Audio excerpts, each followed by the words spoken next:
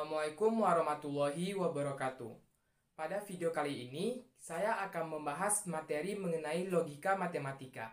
Sebelum kita mengetahui definisi dari logika matematika itu, kita harus mengetahui pengertian logika itu tersendiri, yaitu logika merupakan studi penalaran atau reasoning, yaitu cara berpikir dengan mengembangkan sesuatu berdasarkan akal budi, bukan dengan perasaan atau pengalaman. Pelajaran logika fokus pada hubungan antara pernyataan-pernyataan atau kita kenal dengan statement. Contohnya adalah sebagai berikut. Pernyataan pertama, semua pengendara sepeda motor memakai helm. Dan pernyataan kedua, setiap orang yang memakai helm adalah mahasiswa.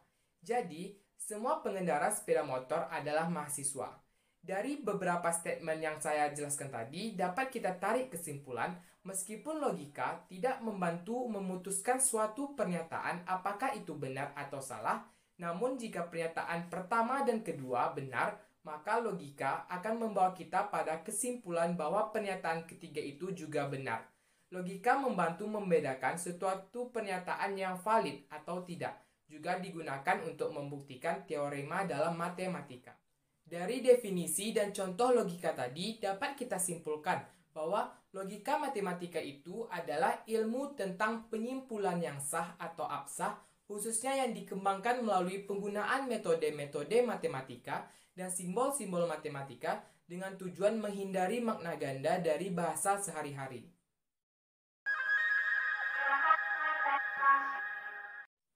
Dalam ilmu logika matematika, salah satu yang dibahas terkait dengan kalimat.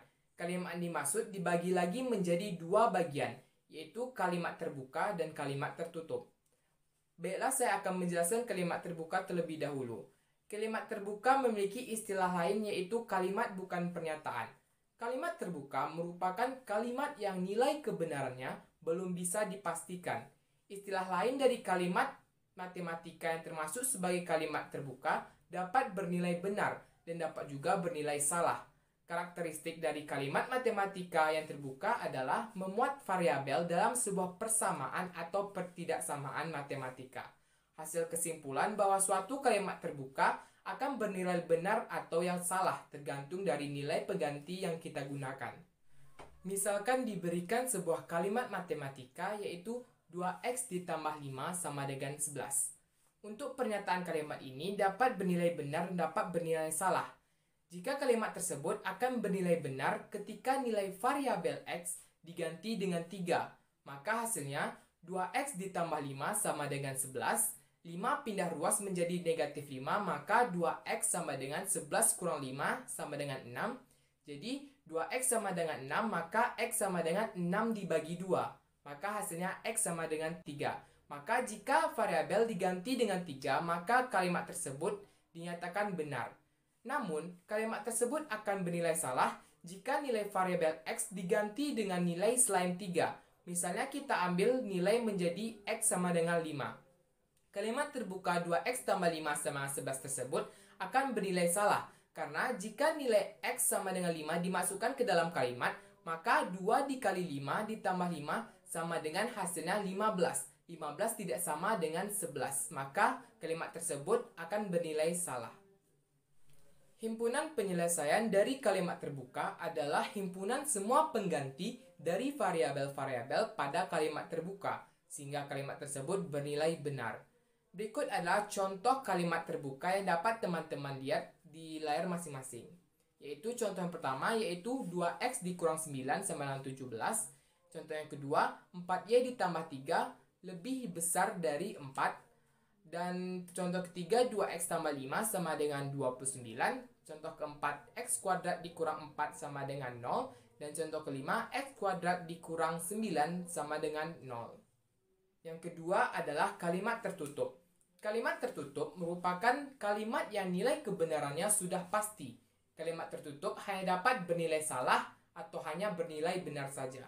Karakteristik dari kalimat tertutup ini adalah tidak terdapat variabel dari suatu persamaan atau pertidaksamaan. Matematika yang diberikan contohnya diberikan pernyataan 3 ditambah 4 sama dengan 7. Pernyataan tersebut merupakan kalimat tertutup yang bernilai benar. Contoh lainnya adalah diberikan pernyataan 5 dikurang 9 sama dengan 4. Meskipun nilai kebenaran dari pernyataan tersebut salah, namun kalimat tersebut tetap merupakan kalimat tertutup yang bernilai salah. Berikut adalah contoh dari kalimat tertutup. Yang pertama ada 7 ditambah 5 sama dengan 12. Kalimat ini merupakan kalimat tertutup bernilai benar. Yang kedua ada 11 dikurang 8 sama dengan 4. Kalimat tersebut merupakan kalimat tertutup yang bernilai salah karena 11 dikurang 8 hasilnya 3, bukan 4. Yang ketiga adalah jumlah ketiga sudut dalam segitiga adalah 180 derajat. Kalimat ini juga termasuk kalimat tertutup yang bernilai benar. Yang keempat, ibu kota Provinsi Riau adalah Bengkalis. Kalimat tertutup yang bernilai salah karena ibu kota Provinsi Riau adalah Pekanbaru. Dan yang terakhir adalah matahari terbit di sebelah timur. Kalimat ini termasuk kalimat tertutup yang bernilai benar.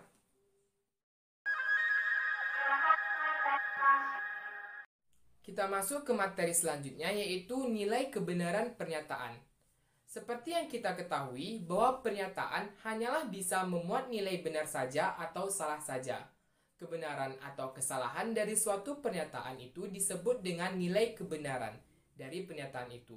Untuk pernyataan yang benar diberi tanda B atau B kapital, singkatan dari benar, sedangkan untuk pernyataan yang salah diberi tanda S kapital, yaitu singkatan dari salah. Dalam makalah ini, ucapan nilai kebenaran dilambangkan dengan huruf T kecil atau dibaca dengan tau. Nilai kebenaran dari suatu pernyataan ditulis dengan tau P. Dan jika pernyataan P itu adalah benar, maka tau P sama dengan B. Sedangkan jika pernyataan P itu salah, maka tau P sama dengan S.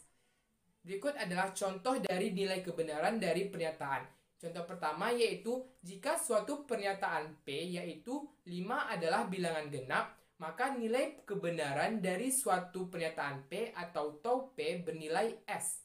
Mengapa demikian? Karena 5 adalah bilangan ganjil, maka nilai kebenaran dari pernyataan tersebut adalah salah. Yang kedua, jika suatu pernyataan Q yaitu 5 kurang dari 9, maka nilai kebenaran dari pernyataan Q tersebut adalah B atau benar. Dan yang terakhir adalah jika suatu pernyataan R yaitu semua bilangan prima adalah ganjil, maka nilai kebenaran dari suatu pernyataan R maka bernilai S. Mengapa demikian? Karena bilangan prima juga termasuk bilangan genap di dalamnya, yaitu contohnya adalah 2.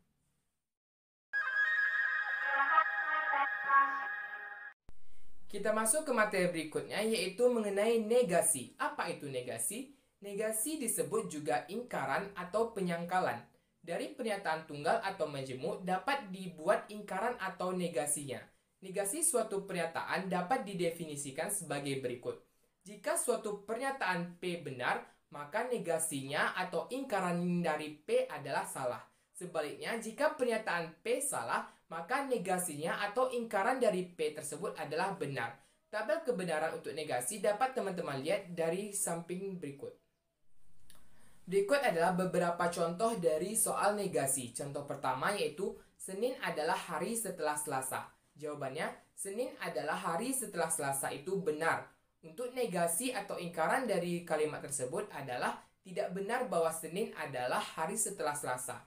Soalan kedua, Riau terletak di Pulau Sulawesi. Jawabannya, Riau terletak di Pulau Sulawesi merupakan bernilai salah karena Riau terletak di Pulau Sumatera. Jadi, negasi atau ingkaran untuk kalimat tersebut adalah Riau tidak terletak di Pulau Sulawesi. Soal yang ketiga, Q sama dengan 7 adalah bilangan prima. Jawabannya, ingkaran dari Q sama dengan 7 adalah bilangan prima, yaitu ingkar Q sama dengan tidak benar 7 adalah bilangan prima. Soal yang keempat, P sama dengan 19 adalah bilangan prima. Jawabannya, ingkaran dari P adalah 19 adalah bilangan prima, yaitu ingkar P tidak benar. 19 adalah bilangan prima.